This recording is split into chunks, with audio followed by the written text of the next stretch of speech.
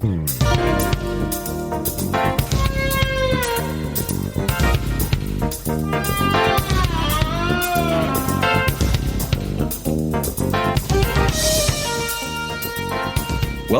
to the More Perfect Union, the podcast that offers real debate without the hate, sponsored by BetterHelp.com. And tonight we are once again the three amigos. I'm Kevin Kelton, and with me is Greg Matusak. Actually, I would like to think of a different movie. I want you to call me The Water Boy after an Adam Sandler movie, because after this week's Georgia ruling, I am gearing up and putting on some hydro suits to go help all Georgia voters. I am working on new ways to help hydrate all voters in line. So I want you all to refer to me as the Water Boy for the rest of this week. I want to get Ward but I want to talk more about that. But we're also here with Ward Anderson. Greg, I prefer to call you Lucky Boy. I think that's more your style. We're going to talk about that Georgia stuff a little while from now. And Greg, you brought up some very important stuff to talk about. But we're going to start tonight, our 301st episode, by talking about where the world is going post-COVID. And the reason that I bring this up is I've been seeing a lot of articles where they keep talking about the new roaring 20s and analogizing where we are now to the start of the 1920s, 21 era after the end of the Spanish flu epidemic. So guys, do you believe that we are on the precipice of another roaring 20s, so to speak? I don't think it's going to be as bad as, remember, alcohol is still legal, so we're not going to have that kind of issue. We're not going to have the lure of illegal bootleg gin. And in fact, marijuana is becoming more and more legal. So there's New York, that they just passed it in New York. Now it just has to go through one more part of the legislature and then be signed by the governor, and it'll be legal in New York. And speak for yourself, sir. I have my bathtub gin parties set up for this fall. I'm already getting the guest list in order. You shall not be invited, sir. It's mostly turpentine and water, but it's okay. It does water. What it's supposed to do, okay? It's like prison hooch. Well, anyways, going back to what you guys were saying, I kind of agree. I think it's a silly analogy, but I brought it up anyways. The article that I was reading, they said scientists predict that after many more Americans are vaccinated, society might resemble what followed in the aftermath of the 1918 influenza epidemic. They talked about flappers. I don't think we're in danger of having more flappers. Jazz age partying. Well, yeah, parties. Prohibition. There's not going to be prohibition. Nice. Working women who won the right to vote. I don't think that that's really going to become a thing. Flourishing cities, sexual freedom, and gangsters, all fueled by the economy of the 1920s. So why people think that we're headed towards another one of those is because the stock market seems to be doing well. I'm not quite sure. But I do think there is a possibility of a different kind of roaring 20s. And this is secretly why I brought it up. I think if you wanted to use that phrase to describe what's coming, you might be able to do that in terms of people in their 20s finally taking their full political and social place at the table. That, I think, could be an outcome of the pandemic. You guys think that there's any possibility of that? I'm going to do my big eye roll about young people again. Hey, we do this every 4 years about how great young people are and about how they're going to come out and they're going to save the vote and they're great. And yet we only get like 13% voting. And this is going to be the year and we're going to rock the vote. And I really do hope because young people should be voting. This is really important. And then a new app comes and all of a sudden they're all Insta-spanning themselves and they're too busy planking and they don't want to be involved because it's difficult or voting lines are long or what have you. Hey, if this happens, awesome. I am all for it because they have more to lose now than ever before. They should be involved. But if history and trends from the past have anything to say, they will not be involved, no matter how many Bernie Sanders memes we have seen. And that is sad but true. Well, I kind of think that what's going on in Georgia, I'm hopeful. I can't say I predict it, but I am hopeful that it portends a new political awakening. Because, Greg, you referred to it in your entrance, the laws that Brian Kemp just signed into law in Georgia and the types of laws that are being passed in other Republican state legislatures across the country. They keep talking about this is black voter suppression. And yes, that's true, but it's also young voter suppression and elderly voter suppression. And each of these different laws that they're cobbling together has some gimmick in it to stop, certain people from voting. The one that everybody seems to, be talking about the most and resent the most is the aspect of the Georgia law that they just passed that says it's a misdemeanor to hand out any type of refreshments or food to people waiting in line. So we talked about this a little bit last week, but I think it deserves talking about again because it is just such an onerous, mean-spirited, has nothing to do with voting. It is purely out of spite to make people suffer while they wait in long voting lines. It is one of the meanest things I've heard since Jim Crow. So the ruling itself has to do with a violation that they believe that the drinks and the food could be seen as a bribe. Oh, please. Okay. And like if people, wait. No. I know you're not arguing this. You're saying this is their logic. No. I know. This is their logic and this is their feeling is that like if you walked around with like, let's say, vote Kevin, vote Big League Kevin, water bottles, right? And like, oh, are you thirsty? Here, vote Big League Kevin, because that's your campaign slogan, as we all know in Texas, here, are you thirsty? Here, vote for Kevin. It says so on the water bottle. Well, that would be your in, okay? And you're not supposed to say within in Ohio. It's already illegal. Highly illegal. A lot of times they're even saying like, oh, well, you're wearing a Big League Kevin t-shirt. And they're like, fine, we won't wear that.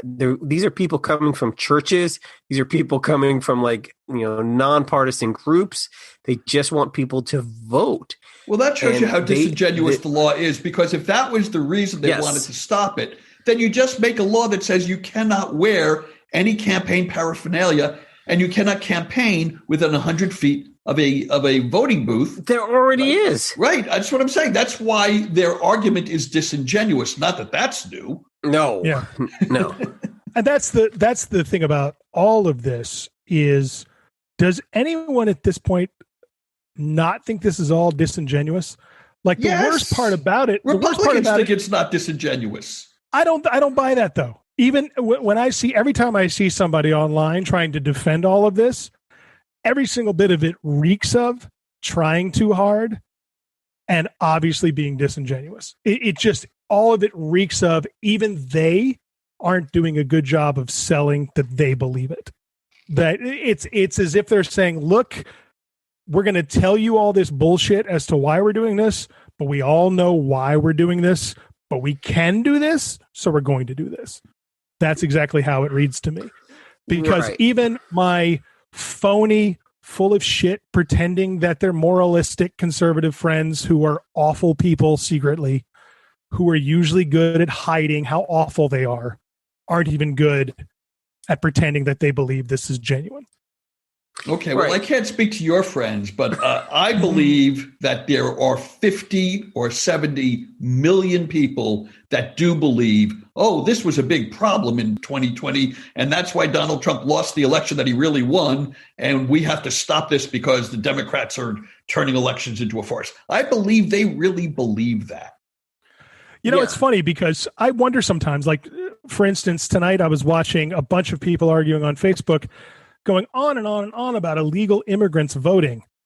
And I still find this to be the most hilarious. And I'm talking about someone making an impassioned, post about it on Facebook that was like 3 paragraphs long, all about how we just can't just keep our borders open because all these illegal immigrants are already coming here and voting. And I go, where did this bullshit idea come from? That people would go through everything it takes to try and immigrate, or actually being in America and trying to stay here despite being here illegally and thinking that their big goal would be to keep voting so they can stay. Like, it's just the most absurd.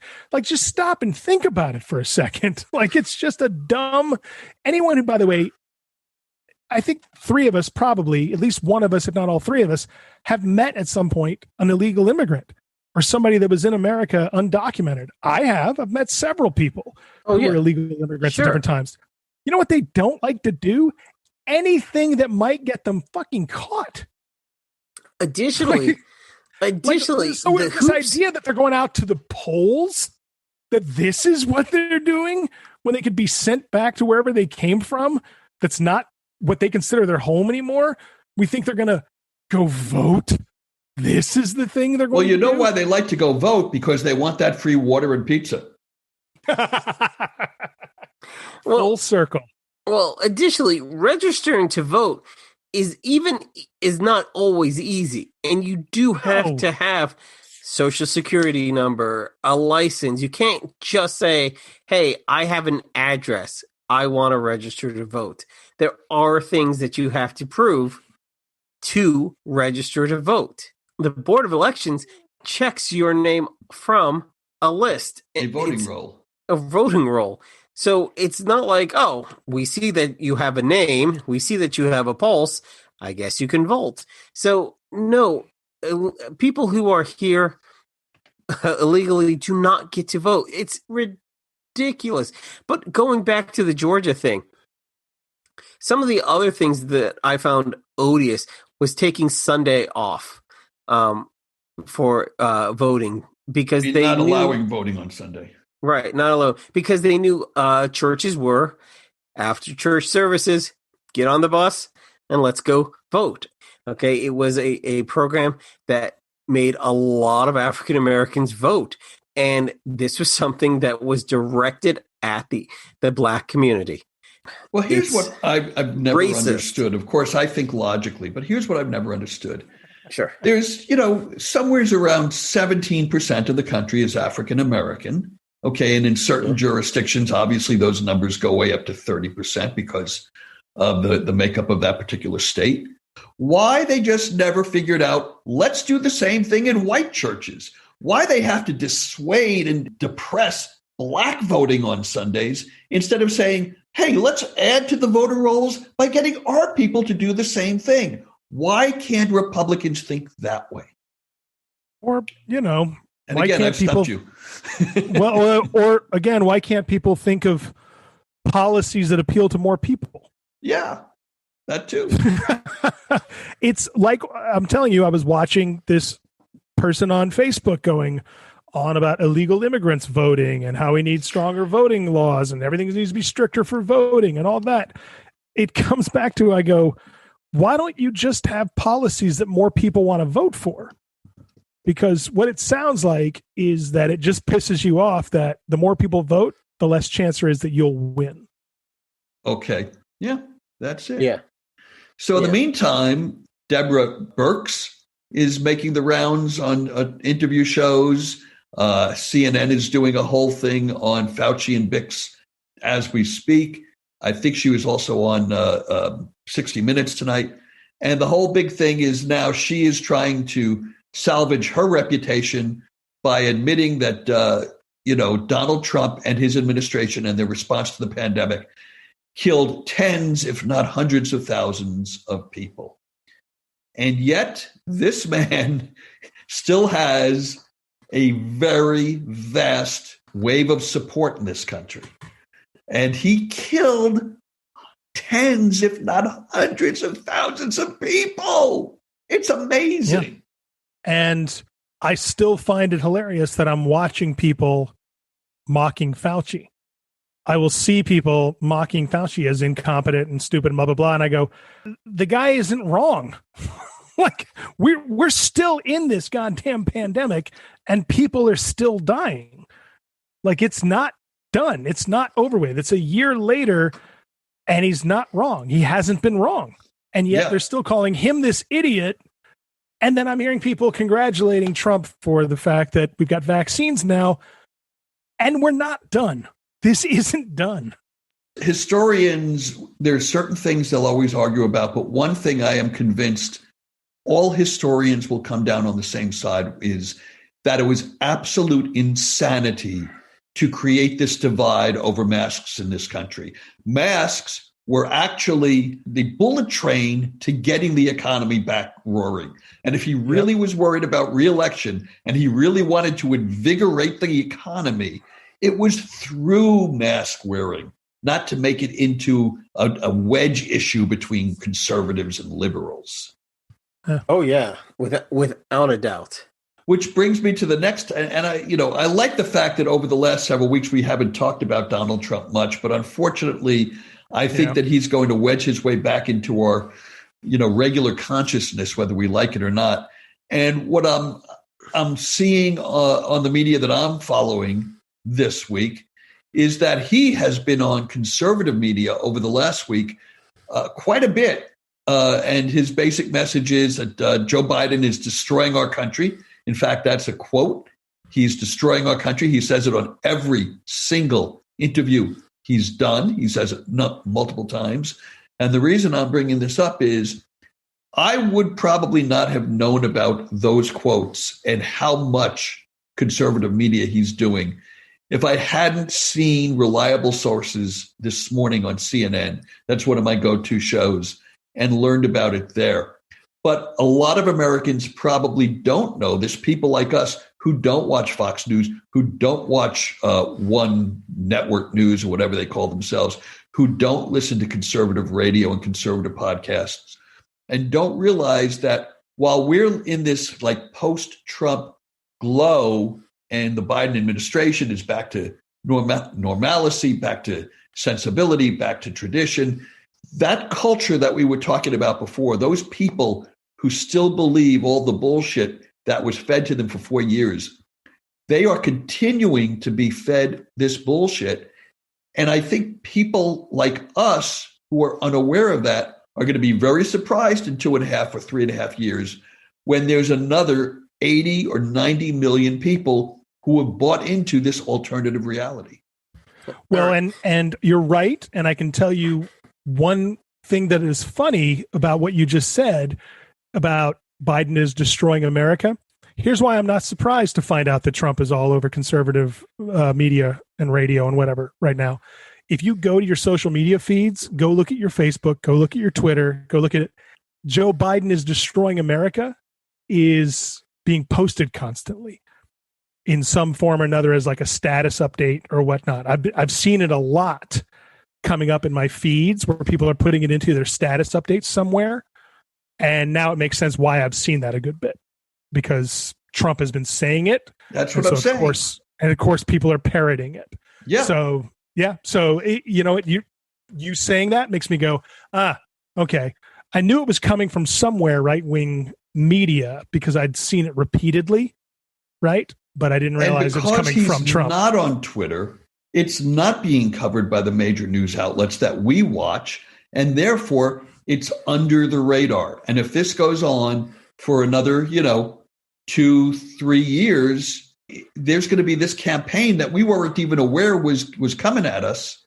That's going to be ready to take off. And I really do wonder, especially as social media splinters more and there becomes left-wing and right-wing social media, which is going to happen over the next few years. It's definitely going to happen. I'm wondering what campaigns will look like moving forward and how many of us will be surprised at candidates that we didn't even know existed, Trump or otherwise. This is speculation and whatnot, but all right. First of all, Biden has a 54% approval rating right now. Okay, pretty much across the board, and almost all the things. At this point in Trump's presidency, okay, and this was like pre-COVID. This is like his first 100 days. Trump had a 39%. For the record, Trump never broke 50%. Right, so, exactly. Biden is already, approval-wise, Biden is doing better. Killing it. Today, Trump made all these comments about how Biden is going to screw up America with his gun plan, and you guys had better watch out, and blah, blah, blah. And a reporter asked him about it, and Biden said, look, I don't care what some other guy says who's not running the country. I am. He didn't even mention Trump by name.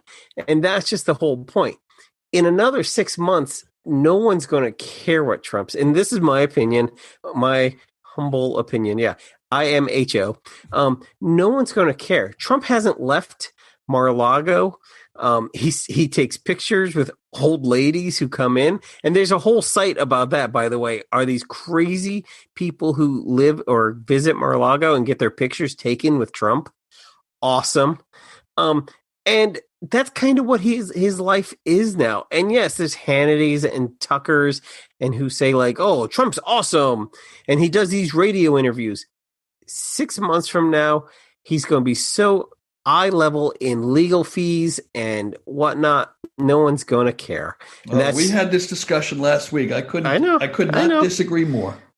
Here's the biggest reason that Trump won't be gone in 6 months. I see what you're saying, Greg, but here's why I disagree.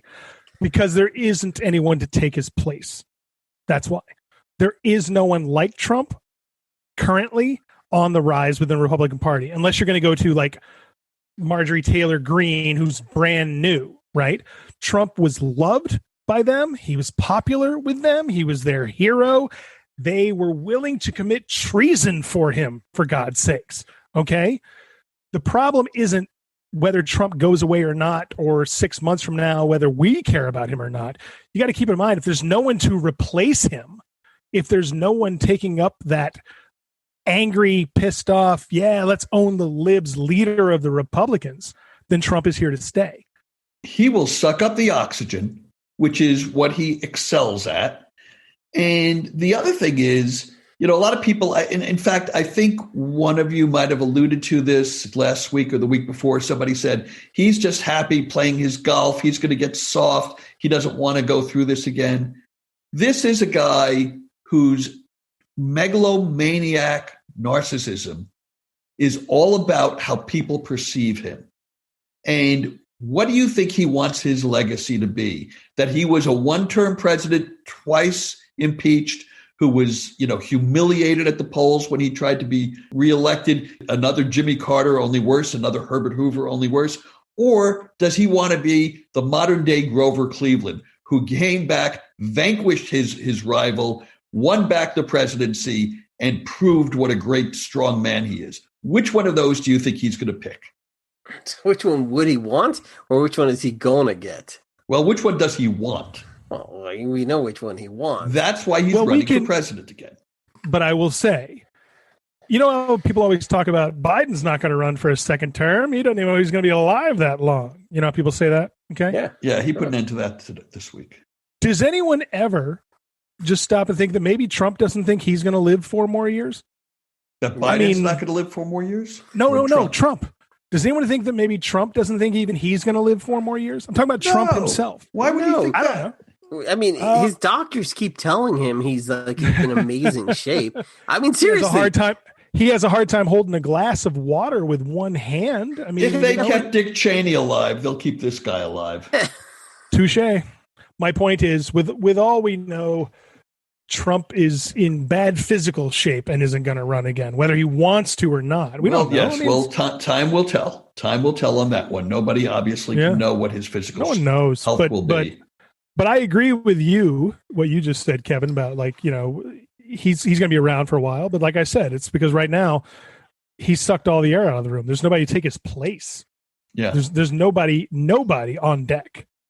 Well, I don't know what Trump's physical health is going to be 3-4 years from now, but I know that if he wants his mental health to be better, there's a simple fix. He should use BetterHelp.com, our sponsor. Don't you think? Yeah, good idea. Yeah, because he doesn't like to leave Mar-a-Lago. And, BetterHelp.com is the website that Donald Trump could go on and get all the counseling he needs, and he needs massive counseling, right in the comfort of his own home. Right, Ward Anderson? Absolutely, Kevin. And you know what? BetterHelp will match you with your own licensed professional therapist. You can connect in a safe and private online environment which is convenient, easy for you. And you can start communicating with your therapist in under 24 hours. No wait list. Get in there right away. And the nice thing is it's affordable. And even though we're going to hit a roaring 20s, it's not quite here yet. So it's more affordable now, which is important to all of us. It's more affordable than traditional counseling. Financial aid is also available. And they have a broad range of experts available in different therapy areas and modalities. Experts who may not be locally available in your area. And as a More Perfect Union listener, you'll get 10% off your first month by visiting our sponsor, wait for it, at betterhelp.com/moreperfect. That's our promo code, More Perfect. And we are. So join over 1 million people who've already taken charge of their mental health. Again, that's BetterHelp, HELP.com/moreperfect to start taking charge of your life today. So this week, a couple of weeks ago, Greg, we were talking about the fact that Biden had not done a press conference yet, and he was a little behind the curve. But he finally did one this week. And did you guys see a portion of it or see any of it? Yeah, I did, actually. I watched it. What did you think? He put to rest, as he always does, all the, Biden is senile. Biden can't handle the Washington press corps. He put to rest all those questions. And immediately what was really funny was that the right-wing conservatives jumped on the fact that he was over-prepared. Did you see his binder? His binder was just ridiculous. He had notes.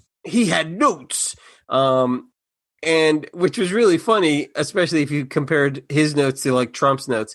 And they've shown pictures of his binder, and his binder is like amazing. I wish I had notes like that in high school. I mean, and they were really well organized, and they were, and you would see him as people would ask him questions. He'd say, and they were probably very similar to the notes that the press secretary Jen Psaki, yeah, what she uses in the conferences, the daily press conferences. But they were really like, oh, you want to ask this? Sure. There's my stance. He was over prepared. He knew he had an answer. He knew all these people's names. He could pronounce it. Is this what America wants, Greg? We want a president that treats being president like it's a job. That's what you want, Greg? Because what I look for in a leader is somebody that's cool that I can hang out with and have a beer with. I'm done with Hamburger. I'm done with Kafifi. I'm done with, what did he say today? Who did he insult today? Are we having McDonald's for a sports team? Is the sports team even showing up because they're upset? I want my White House drama to be like, oh, a dog snarled at someone. He didn't even bite anyone. He just snarled at someone. That's as drama-rific as I want my White House to be. My experience was I was listening to it as I was driving, so I did not see it. I was not aware that he was looking at notes. And I've been watching presidential press conferences literally since John Kennedy. I mean, I was only 7 at the time, but I was aware enough. I've seen every president give press conferences since the early 1960s. This was as detailed and prepared a press conference as I have ever seen a president give. The amount of detail that Biden goes into when he answers a question. And yet, as you mentioned, Ward, people still say he doesn't know where he is. He has no idea what he's talking about. Yeah. This guy has more knowledge off the cuff than Donald Trump ever had when he was prepared, when he had notes. I remember Donald Trump's press conferences where he would say stupid things like maybe we should inject bleach into people. Here is a man who goes into incredible detail on each topic and then gets a little humble and says, am I telling you guys more than you want to know? Am I going too deep? I'll stop. Where he should keep going. But he knows what he is talking about. He has the figures. He has the details. He understands the nuances of the policies that he is proposing. more so, frankly, maybe with the exception of Clinton and Obama, than any modern president. Do you think the White House press corps took it easy on him? Because that I've heard that from several sources in the press and even friends of mine that they were taking hard on. What was there to go hard on answer. At this point? Yeah. Like, should they have asked him about? There was a story that just broke that day about Hunter Biden. Should they have brought that up? First of all, not if it doesn't affect the country whatsoever. The president's personal shit, or the personal shit of a family member that isn't him, that isn't working for the government, that has nothing to do with the government, that has nothing to do with what's going on in America today. No, that's not actually relevant to ask the president of the United States. Okay, it's just not. It'd be the same thing if you had a corporate meeting with your boss and your boss is addressing you and talking about everything going on with the company at that moment, from the stock prices to recent problems with harassment in the workplace or a lawsuit they're dealing with or downsizing or whatever. Would you really take that moment to go ask the boss about something involving their kid in rehab? Like, it just doesn't matter. And that doesn't matter. People want the press to be adversarial with Biden about shit that has nothing to do with America. Hell, they didn't even get around to asking him about COVID. So why they should ask him about Hunter Biden? Yeah, but you know that, and that's the other thing is that so much of it was just about the border. And don't get me wrong, obviously that's important, but that's what most of it was, right? Yeah. The thing about it is, for people that are going like, oh, the press wasn't too hard on him and all that, and I believe the press should be adversarial with the president. I really do. But let's also keep in mind that this guy is so new into this job. There is nothing going on in the Biden administration so far, the Biden presidency so far, that isn't shit that was going on before he came along. Like, we're not talking about a single thing that started under Biden. This is literally him dealing with stuff that has happened over the past year that he's cleaning up, right? So I don't know how adversarial you're going to be to the guy that 2 months in, his entire job is cleanup. Yeah. And again, it's not like the press gets together and says, okay, Jeff, what question are you going to ask? Sally, why don't you follow that up with this? They all come in individually. They all have a series of questions that they think are pertinent.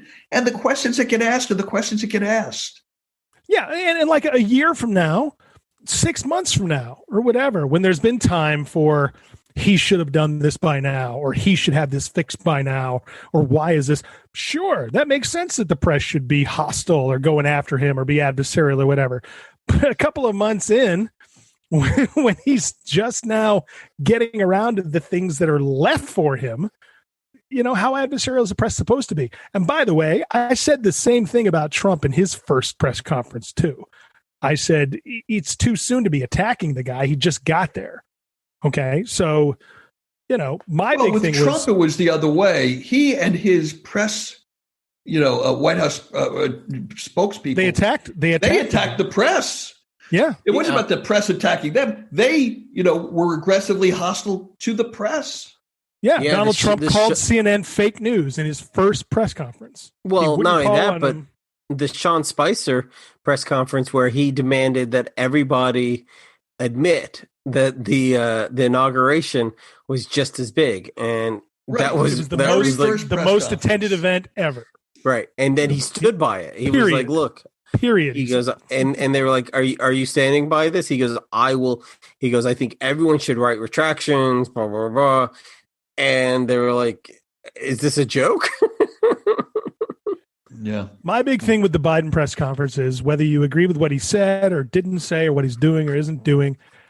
I find it hilarious that I'm still seeing people saying that he has dementia and that he's senile and he doesn't know where he is and blah, blah, blah.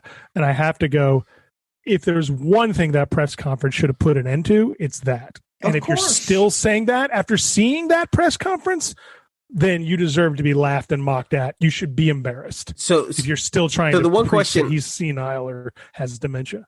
The one question, though, that did kind of shock me was when they did ask him if he was planning on running in 2024. What a waste of a question. What a stupid thing to ask him. It was a stupid question. But what did he say? He said, yes, I'm planning on running in 2024. See, I think it was a good question. I'll tell you why I think it was a good question. A lot of people, and I am not one of them, a lot of people came into this presidency going, oh, he's only going to be a one-term president. He knows he's only going to be a one-term president. He just wants to, be president once and try to right the country, and then he's going to hand it off to Kamala or somebody else. I never believed that because no one who gets elected president is ready to walk away from it after one term. They just aren't. True. You want, right. First of all, you want your legacy to be strong. You want to be a multi-term president. You don't want to be defeated at the polls or retire. Now, time and health and other issues may change that for Joe Biden. But the idea that he went into the White House thinking, oh, I'm just going to do this for 3 or 4 years and I'm going to go back home with Jill, that was always silly. The people who believed it, I hope I'm not insulting you, but I may be insulting you. Your thinking was silly, and I'm glad that he straightened that out.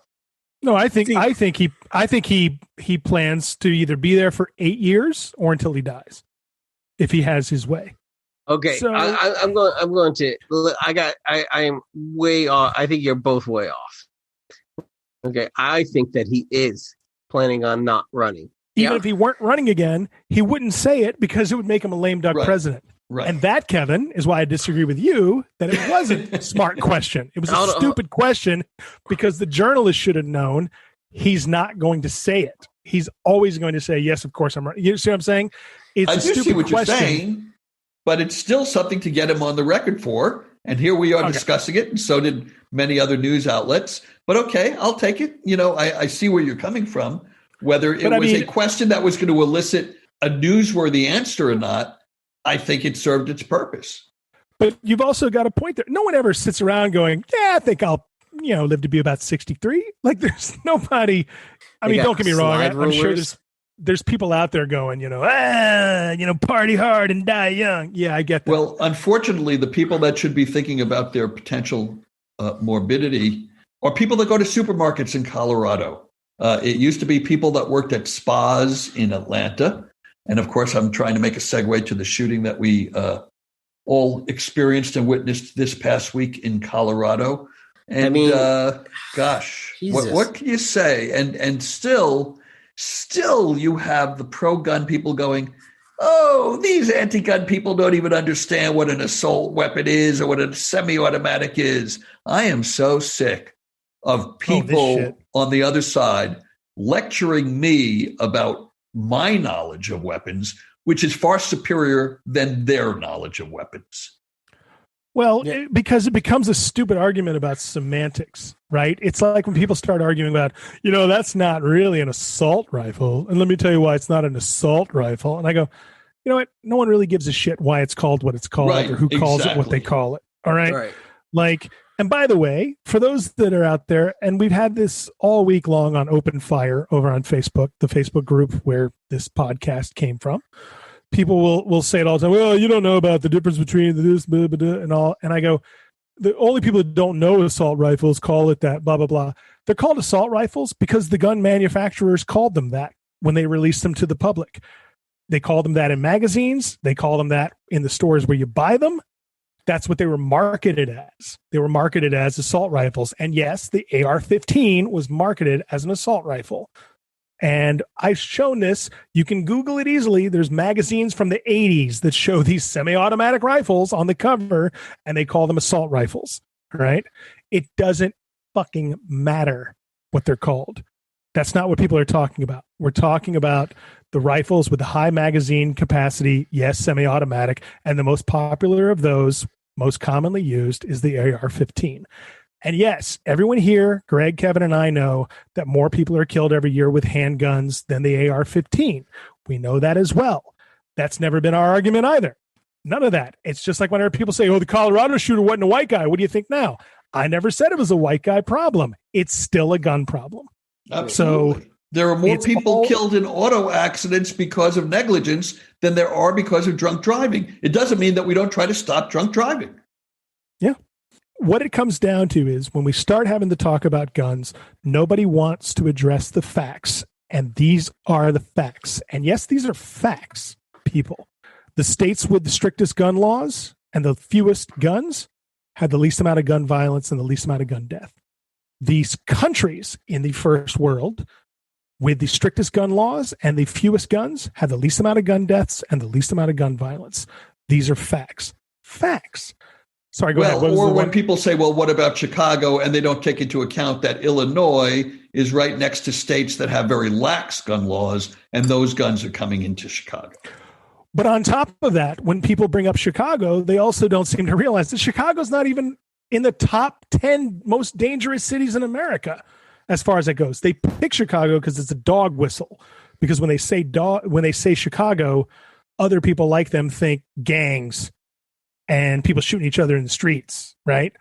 But Illinois itself doesn't actually have a high gun violence rate.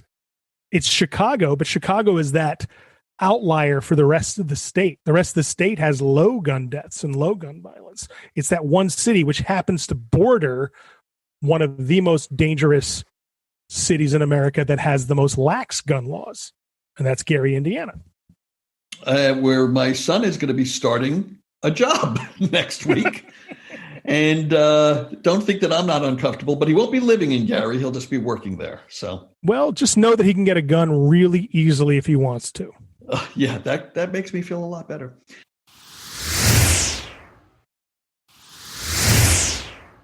So let's talk about positive things. Greg, I understand that you have an interesting and exciting week coming up. Oh, vacation?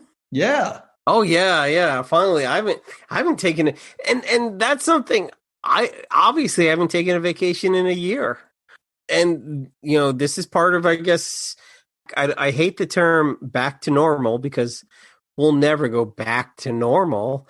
I got a haircut for the first time in a year.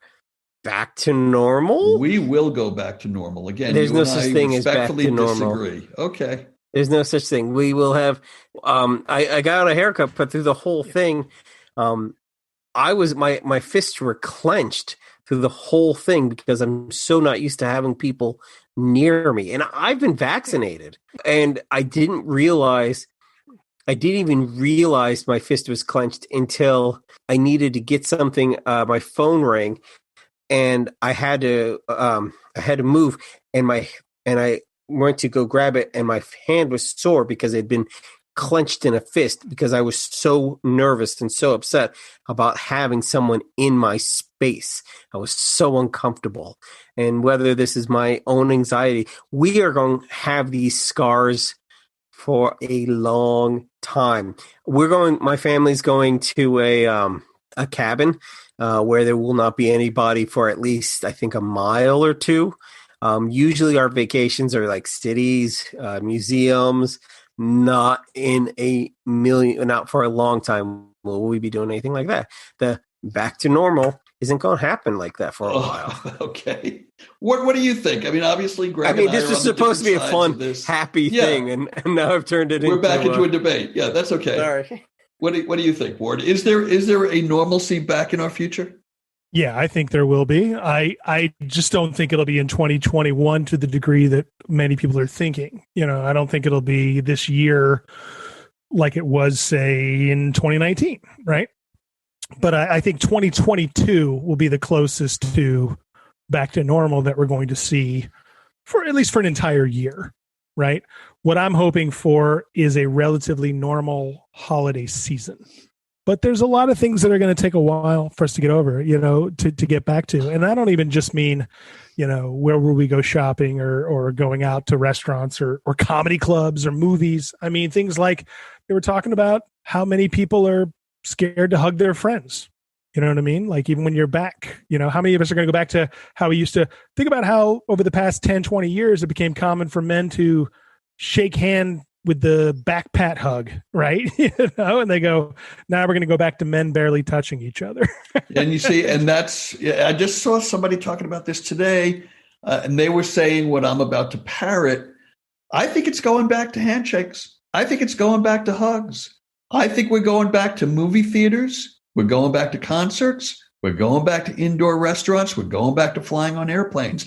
It's going to be different in different locations and different parts of, in our case, the American culture or the North American culture. It's going to be different for different families. There are going to be people who have adopted and become ingrained into this new normal, and maybe they're not going to let go of it very quickly. Maybe for some of them it'll go on for 2, 3, 4, 5 years. I don't know. I don't believe that your family is going to be one of those, Greg. I think when you see people starting to do the things that we put in quotes as normal, your family is going to start to reevaluate. And yes, the first time you go get a haircut, it's going to be weird. The first time you shake hands with a friend or a stranger, or you hug someone, it's going to be weird. But you will see people doing it. You will know you've been vaccinated, and you will go back. It's elastic. Human beings' natural state is social, and we will snap back to that normalcy. In my opinion. I think that will happen too. I just don't think it's going to happen this year. Maybe not. Yeah. I think it's going to happen, but I think it's going to be closer to next year. I had a great aunt who lived through the Great Depression, and it wasn't, rough times, whatnot. And when they passed away, but we found money in the mattress, because these were things that they never got over. Yes, they adopted new habits. Yes, they adopted new habits. And right now, whether it's my children, whether it's me, things are bad. I'm adopting new habits, such as not handshaking. People do not get in this. This is my circle. Please stay away. Middle school kids are like, oh, hey, and they always want to high five me. And I'm like, please stay away. Please stay away. I don't know if it's because I'm cool looking. I am cool looking. But I give off that, hey, please high five me look. But it terrifies me. Well, again, you may be a late adopter, and there may be, and probably will be, millions, if not tens of millions of people like yourself who do. Hundreds of millions. Okay, well, let's talk again in 2 weeks when I'm proven right. Hold on, real quick. That was a joke. What color is the grass over there? Where I live, it's yellow. Yeah. I knew it. You just couldn't say green. You just have to disagree with me on everything today. Well, we do call it real debate, even though it's fake debate because we're just finding things to disagree about. But whatever. So we want to thank everybody for listening to Fake Debate with a lot of hate. If you enjoy what we do here, please follow us on Twitter at MPU Podcast and on Instagram at MPU Fan Club. And don't forget to share our link on your Facebook timeline and other social media you may be on so that your friends can discover us as well.